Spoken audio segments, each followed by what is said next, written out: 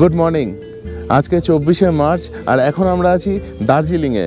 কালকে এত বৃষ্টি হচ্ছিল কিন্তু আজকে ঝকঝকে আকাশ আর সামনে কাঞ্চনজঙ্ঘা দেখতে পেলাম। সকালে ঘুম থেকে উঠেই ঝকঝকে আকাশ দেখে নিচে নেমে এলাম, এই লনে চলে এলাম আমরা দার্জিলিং ট্যুরিস্ট লজে। আর সামনে এই রকম দৃশ্য কাঞ্চনজঙ্ঘা, একবার আপনারা দেখে নিন।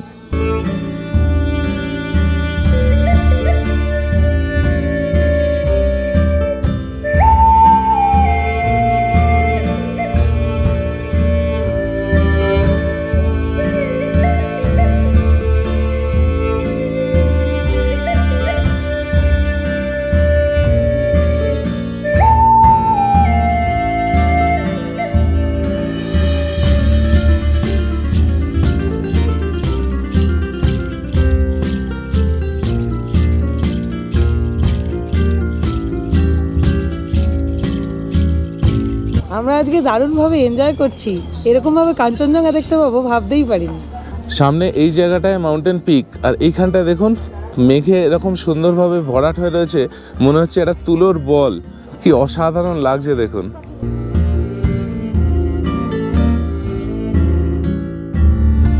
আমাদের হচ্ছে এই রুমটা, এখান থেকে বসে খুব সুন্দর মাউন্টেন রেঞ্জ দেখা যাওয়ার কথা, কিন্তু যেহেতু এই গাছটা এখানে আছে ওই জন্য আমাদের রুম থেকে কিছু দেখা যাচ্ছে না ঠিকঠাক, তো ওই জন্য আমরা এখানে নেমে এসেছি। এর কিছুক্ষণ পর আমরা ব্রেকফাস্ট করতে এদের এখানে রেস্তোরাঁয় চলে এলাম। এখানে ব্রেকফাস্ট কমপ্লিমেন্টারি।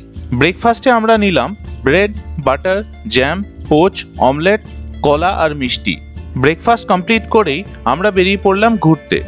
আমরা এখন সেন্ট অ্যান্ড্রুজ চার্চে আছি, বাইরে থেকেই দেখে নিচ্ছি কারণ ভেতরে এখন প্রেয়ার চলছে। এবার আমরা এখান থেকে যাব দার্জিলিং জু, আর সেখানে যাব আমরা হেঁটে। এখন আমরা হেঁটে হেঁটে যাচ্ছি কারণ ডাউনহিল যাচ্ছি। আসার সময় গাড়িতে আসার ইচ্ছা আছে কারণ ওপরের দিকে উঠতে হবে, আর এখন কিন্তু খুব ভালো লাগছে। এরকম সুন্দর রাস্তা দিয়ে হেঁটে হেঁটে যাচ্ছি, গাড়ি খুবই কম চলছে। দার্জিলিংয়ে এলে আপনারা যদি জু ভিজিট করেন তাহলে যাওয়ার সময় কিন্তু হেঁটে যেতে পারেন, কোনো কষ্ট হবে না, খুব এনজয় করবেন। এই রাস্তায় গাড়ির সংখ্যা অত্যন্ত কম, এবং যেহেতু আমরা ডাউনহিল যাচ্ছি তো যাওয়ার সময় ওয়াকটা কিন্তু ভীষণভাবে এনজয় করবেন। আমরা হেঁটে যাচ্ছি আর রাস্তায় মেঘ ঢুকছে, দেখুন কি অসাধারণ দৃশ্য। 1.8 কিলোমিটার হেঁটে 24 মিনিট পর আমরা এসে পৌঁছলাম দার্জিলিং জু এর গেটের সামনে। দার্জিলিং জু আর হিমালয়ান মাউন্টেনিয়ারিং ইনস্টিটিউটের কম্বাইন্ড টিকিট পাওয়া যায়। 6 বছরের নিচে বাচ্চাদের ফ্রি। টিকিটের মূল্য হচ্ছে ইন্ডিয়া এবং সার্ক দেশগুলোর নাগরিকদের জন্য 110 টাকা পার হেড, আর ফরেন ন্যাশনালদের জন্য 180 টাকা পার হেড, আর ক্যামেরার জন্য পার ক্যামেরা 10 টাকা করে। তো আমাদের টোটাল 3টে টিকিট লাগলো, তিনটিনের লাগলো না, আমাদের পড়লো ক্যামেরা আর 3 জনের 340 টাকা। আজকে যেহেতু বেশ ঠান্ডা আর বৃষ্টিও পড়ছে না, প্রচুর লোকে এসেছেন এখানে ঘুরতে।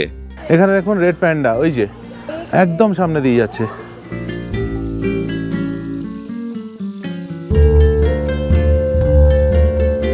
এর নাম হচ্ছে মারখোর, শিংগুলো জাস্ট দেখুন একবার।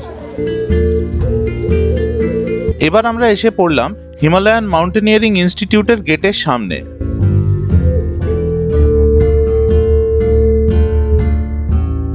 HMI মিউজিয়াম থেকে এখনই আমরা দেখে বেরিয়ে এলাম। আমার পেছনেই মিউজিয়ামটা, কিন্তু ভেতরে ফটোগ্রাফি প্রহিবিটেড, তাই আপনাদের দেখাতে পারলাম না। কিন্তু আপনারা যখন এখানে আসবেন অবশ্যই এই মিউজিয়ামটা কিন্তু ভিজিট করবেন। এই মিউজিয়ামের মধ্যে অনেক পর্বতারোহীদের ছবি রাখা রয়েছে, ক্লাইম্বিংয়ের জন্য ব্যবহার করা প্রচুর জিনিসপত্র রাখা রয়েছে, অনেক স্টোন স্যাম্পলস রয়েছে যেগুলো পাহাড় থেকে কালেক্ট করা হয়েছে। অ্যাডলফ হিটলারের গিফট করা একটা বিশাল বড় টেলিস্কোপ রাখা রয়েছে, এবং আরও অনেক কিছু আছে। তো আপনারা যখন এখানে আসবেন অবশ্যই এই মিউজিয়াম কিন্তু ঘুরে দেখবেন। আপনারা যখন এই HMI-তে আসবেন এখানে লোকাল ড্রেস পরে ছবি তোলার ব্যবস্থাও রয়েছে, চাইলে আপনারা সেটাও করতে পারেন। আর এখানে গাছে রোডোডেনড্রন হয়ে রয়েছে, জাস্ট একবার দেখুন কি সুন্দর লাগছে, পুরো গাছটা লাল হয়ে রয়েছে। হিমালয়ান মাউন্টেনিয়ারিং ইনস্টিটিউটে এলে এই রকম সব অ্যাক্টিভিটিস করার ব্যবস্থা রয়েছে, চাইলে এগুলো আপনারা করতে পারেন। এই সব অ্যাক্টিভিটি করার জন্য খরচা হলো 210 টাকা পার হেড।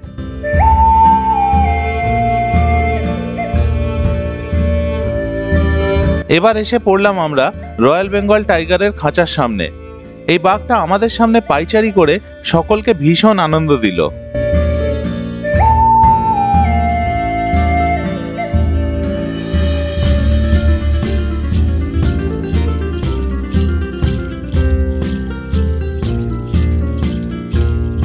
দেখুন কি সুন্দর এই ছোট্ট পাখিটা, রংটা একবার নোটিস করুন।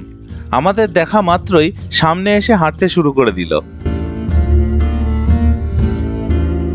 এতটা নিজের পায়ে হেঁটে ঘোরার পর টিনটিন হয়ে গেল ভীষণ টায়ার্ড আর উঠে পড়লো আমার কোলে। আর এরপরেই আমরা নিলাম একটা ভীষণ ছোট্ট ব্রেক। এবার এসে পৌঁছলাম সাইবেরিয়ান টাইগারের খাঁচার সামনে। এও এখন পাইচারি করতে ব্যস্ত।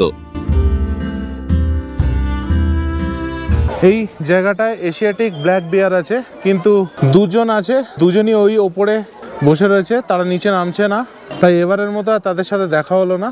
আমাদের দার্জিলিং জু আর HMI দেখা হয়ে গেছে। এখানে প্রায় আমাদের 3 ঘন্টার মতো সময় লেগে গেল, কিন্তু মন ভরে দেখলাম। আর স্পেশালি দুটো বাঘ, একটা হচ্ছে রয়্যাল বেঙ্গল টাইগার আর একটা হচ্ছে সাইবেরিয়ান টাইগার, দুটোই এত সুন্দরভাবে আমাদের সামনে পাইচারি করতে থাকলো যে আমাদের সত্যি ওগুলোকে দেখে মন ভরে গেল। তো আপনারা যখন এখানে আসবেন হাতে সময় নিয়ে আসবেন, 2 থেকে 2.5 ঘন্টা সময় নিয়ে আসবেন আর এই পুরো জায়গাটা ঘুরে দেখবেন, খুব এনজয় করবেন। জু থেকে আমাদের ইচ্ছে ছিল ট্যাক্সি করে দার্জিলিং মল অবধি যাওয়ার, কিন্তু নিচ থেকে যে শেয়ার ট্যাক্সিগুলো আমরা পেতাম সেগুলো আমাদের ট্যাক্সি স্ট্যান্ড অবধি নিয়ে গিয়ে তারপর ছেড়ে দিত, আর সেখান থেকে এরকম খাড়াই সিঁড়ি দিয়ে আমাদের দার্জিলিং মল অবধি যেতে হতো, যেটা খুবই টাফ ব্যাপার। ওই জন্য আমরা সকালে যে রাস্তা দিয়ে হেঁটে এসেছিলাম সেটা দিয়েই আবার ফেরত যাচ্ছি দার্জিলিং মল অবধি। দেখুন মেঘটা কেটে গেছে আর দূরে দার্জিলিং শহর দেখা যাচ্ছে। এতটা হাঁটার পর আবার টিনটিন কোলে উঠতে চাইলো, আর আমাকে আপহিল ওকে কোলে নিয়েই হাঁটতে হলো। ভালো এক্সারসাইজ হয়ে গেল আমার। আমরা এখন হাঁটতে হাঁটতে চলে এসেছি, এখন দাঁড়িয়ে রয়েছি মেফেয়ার দার্জিলিং, বিখ্যাত মেফেয়ার হোটেলের সামনে। এদিক দিয়েও মলের দিকে চলে যাচ্ছে রাস্তা, এদিক দিয়েও দার্জিলিং মলের দিকে রাস্তা চলে যাচ্ছে। তো আমরা আসার সময় এদিক দিয়ে এসেছিলাম, এখন এই পাশ দিয়ে গিয়ে ঘুরে আমরা দার্জিলিং মলে পৌঁছবো। এসে পৌঁছলাম দার্জিলিং মলে। এখানে কিছুক্ষণ সময় কাটিয়ে হাঁটা লাগালাম কেভেন্টার্সের দিকে। সামনে এলো বিখ্যাত গ্লেনারিজ, আবার বেশ কিছু ছবি তুললাম নিজেদের। এসে পৌঁছলাম কেভেন্টার্সের সামনে, আর এসে দেখি ভেতরে ঢোকার লাইন পড়েছে। কপাল ভালো যে আমরা লাইনে 2 নম্বরেই ছিলাম। কিছুক্ষণ দাঁড়ানোর পর ভেতরে গিয়ে সিঁড়ির পাশে দেখি বেশ কিছু বিখ্যাত মানুষের ছবি, যারা এখানে এসেছেন ফিল্মের শুটিংয়ের জন্য। ওপরে যখন উঠছিলাম তখন মনে মনে চাইছিলাম যে আমাদের টেবিলটা যেন ওপরে ভেতরে না হয়ে ওপরের ব্যালকানিতে পাই, আর কপালটা এতটাই ভালো যে ঠিক সেটাই হলো। আমরা এসে বসলাম ওপরের ব্যালকানিতে। এখান থেকে ভিউটা ভীষণ সুন্দর, এখানে বসে খেতে ব্যাপক লাগে।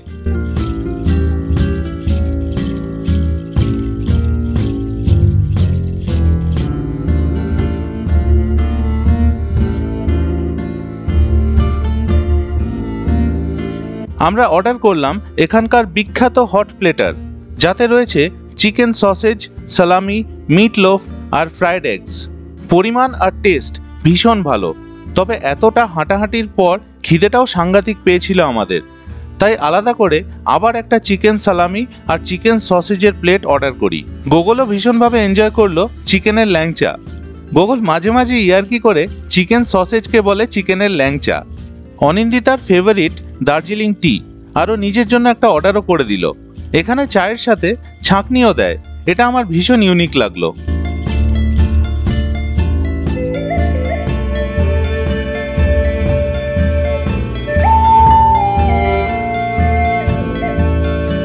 কেভেন্টার্সের গ্রাউন্ড ফ্লোরে সফটি পাওয়া যায়, আমরা নিয়ে নিলাম। এই সফটিগুলো নিল 40 টাকা করে।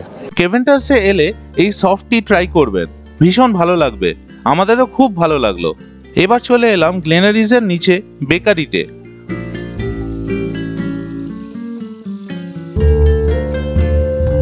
অনিন্দিতা আজকে বিকেলের জন্য আর কালকে আমাদের জার্নির জন্য বেশ কিছু আইটেমস কিনে নিল।